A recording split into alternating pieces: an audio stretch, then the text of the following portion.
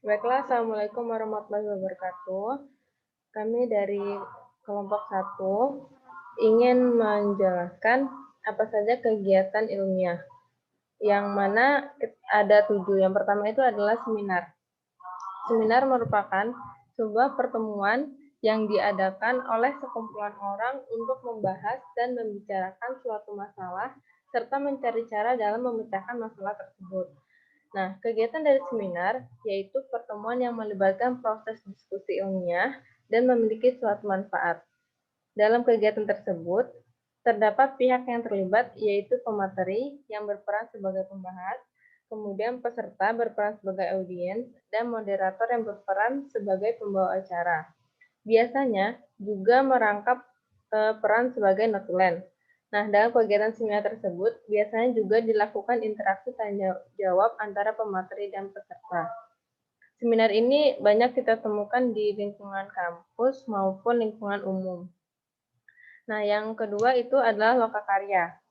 Lokakarya atau workshop merupakan suatu acara atau pertemuan yang dilakukan oleh para ahli dalam bidang tertentu dengan tujuan untuk membahas suatu masalah tertentu dan juga mencari solusi dalam permasalahan tersebut.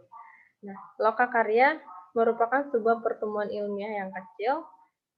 Perbedaan antara lokakarya dan seminar ini hanya menekankan pada hasil. Dalam lokakarya, hasil yang didapat dari lokakarya akan menjadi sebuah solusi atau produk yang dapat digunakan oleh peserta lokakarya dalam bidang yang dijalankan. Kemudian yang ketiga itu ada workshop. Nah, workshop adalah suatu pertemuan di mana sekelompok orang yang memiliki minat, keahlian, dan profesi di bidang tertentu, serta terlibat dalam diskusi dan kegiatan yang intensif pada subjek atau proyek tertentu.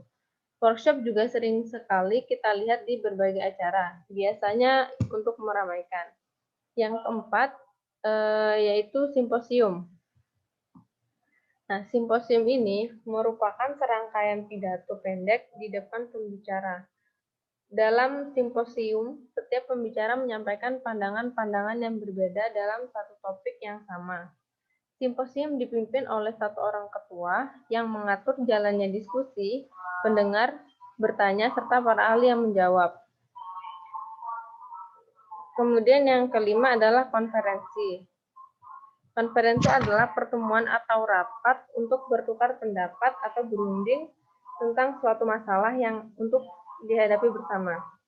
Secara umum, cara ini ditempuh karena proses komunikasi tertulis tidak dapat dilakukan untuk mencapai tujuan yang diinginkan. Beberapa jenis konferensi yang umum dilakukan yaitu konferensi pers, konferensi kasus, dan konferensi video. Nah, jenis dari konferensi itu seperti yang sudah saya sebutkan tadi, konferensi pers. Konferensi pers adalah kegiatan untuk menyampaikan informasi dengan melibatkan pihak media. Dalam hal ini biasa disebut wartawan. Kemudian konferensi kasus. Konferensi ini diadakan untuk melengkapi proses konseling yang dilakukan kepada murid di lingkungan sekolah. Yang terakhir adalah konferensi video. Konferensi ini menekankan pada media yang digunakan untuk melakukan konferensi, yakni dengan pemanfaatan video. Yang keenam yaitu diskusi. Diskusi ini sering kita temui dalam lingkungan sekolah, dalam lingkungan kehidupan sehari-hari, dan sebagainya. Nah, diskusi adalah kegiatan di mana antara satu dengan yang lain terjadi pertukaran ide, gagasan, dan pendapat terkait topik tertentu guna mencapai pemahaman bersama yang holistik. Berbeda dengan kegiatan lain yang membutuhkan tempat dan persiapan yang matang, diskusi dapat terjadi kapanpun dan dimanapun. Bahkan diskusi dapat muncul secara tiba-tiba dalam satu kelompok. Yang terakhir yaitu diskusi panel. Berbeda dengan diskusi biasa, diskusi panel ini merupakan pembahasan suatu masalah yang berkembang di masyarakat oleh beberapa orang. Biasanya terdiri 4-5 orang di hadapan para audiens.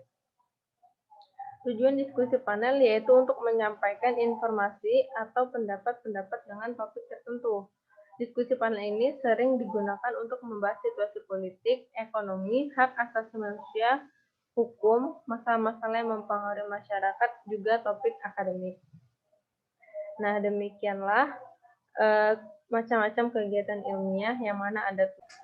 Baiklah Sudah terikat, teman-teman. kan? Terima kasih sudah mendengarkan.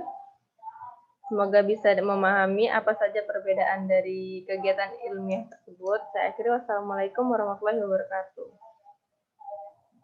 Waalaikumsalam warahmatullahi wabarakatuh. Warahmatullahi wabarakatuh. Tinggal upload lagi kan? Sudah terikat kan? Sudah.